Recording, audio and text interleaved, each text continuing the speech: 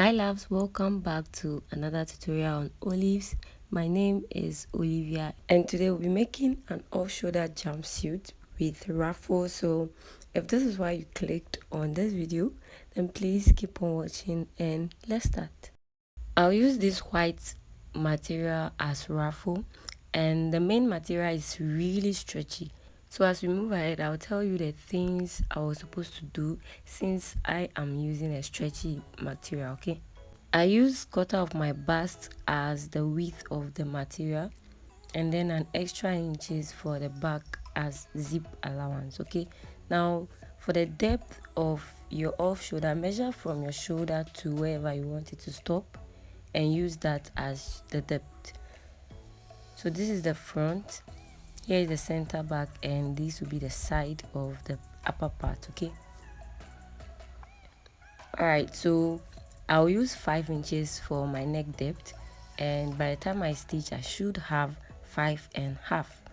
So I'll place a 5-inch on the line like this, and I'll mark my shoulder to chest, shoulder to nipple, which wasn't needed because we are not including that, and then shoulder to half length plus half an inch for joining allowance. I'll divide my across back by 2 and I'll deduct 2.5 from that. This is because I am using a stretchy material. If you aren't using, just deduct by 2 inches, that's all, and you add half an inch because you would hem the armhole.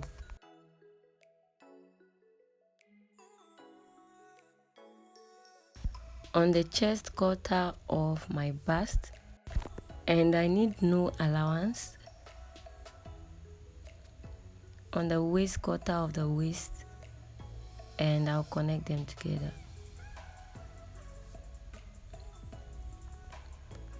I'll connect the armhole as well from the top to the chest line.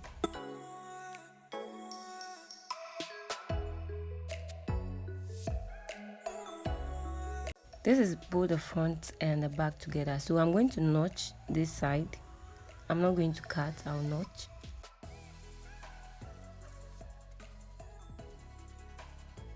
I will indicate the zipper allowance at the back. Then I can now cut out the front.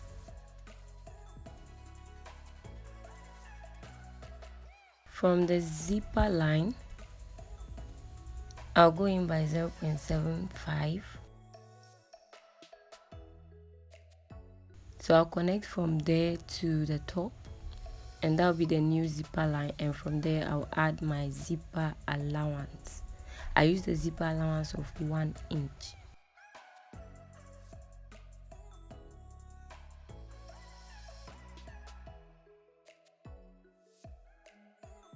I'll input quarter of my waist, or you can even place the front onto the center back and you mark.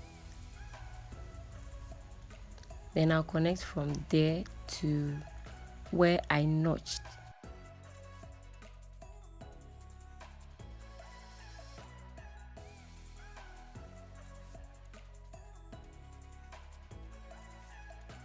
I'll come down by 1 inch from the center back and I'll connect together.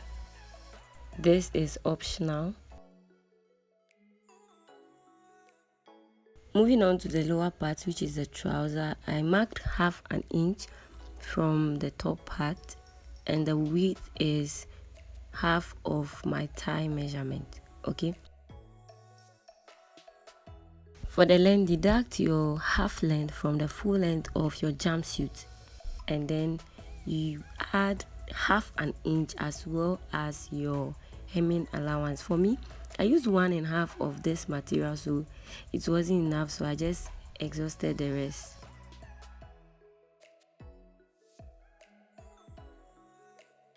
And thankfully it does not freeze. All vertical measurement to start after the half an inch. So for our crouch line, divide your hip by 4 and add 1.5. So from there I'll mark my crouch. Mine is 11.25, and I'll mark my waist to knee, and then of course the full length plus hemming allowance.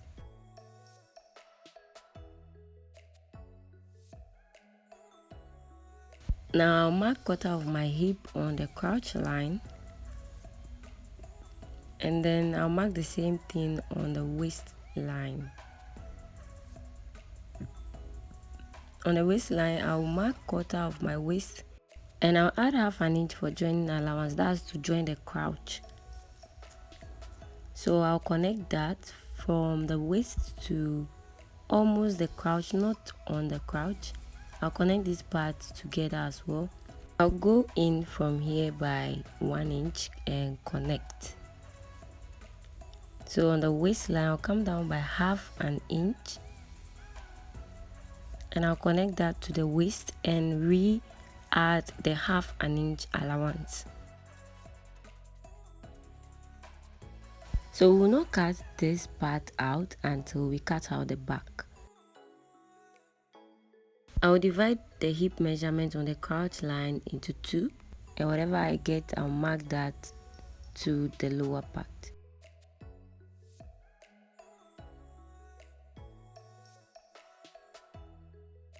Measure your round knee and divide that by 2. Then whatever you get, since we've divided this line we have on the fabric by 2, we'll divide the result again by 2. Then we'll place the midpoint on the green line and mark that on both sides.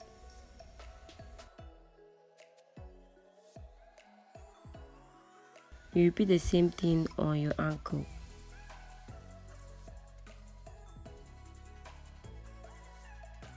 So I'll connect all the lines together.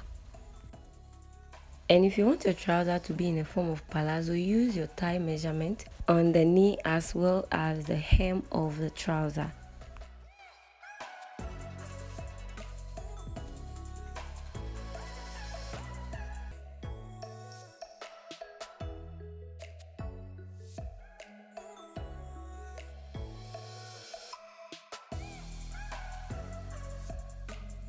I'll place the front pattern onto the rest of the material to cut the back.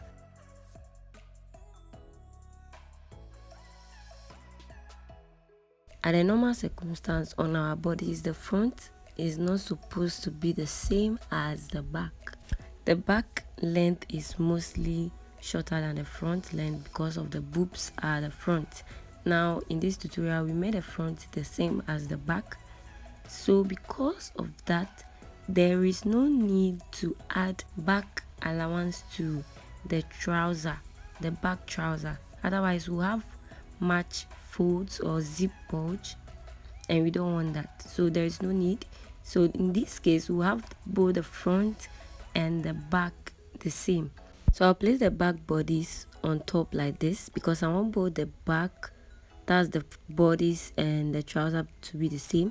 So from the waist to the other side, I'll mark the end of the bodies, and that will be the width of the back trouser. We will extend the crouch on the back like this. I'll measure 2.5. If you have bigger back, add 3 inches, okay?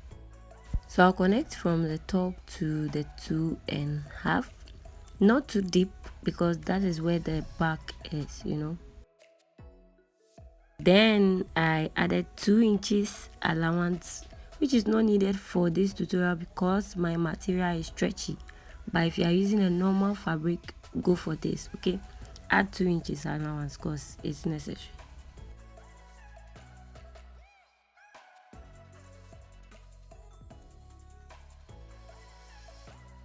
We can now cut out the half an inch we took from the center crouch of the trouser. Only the front, please, only the front. You might make a mistake by cutting the back as well, okay?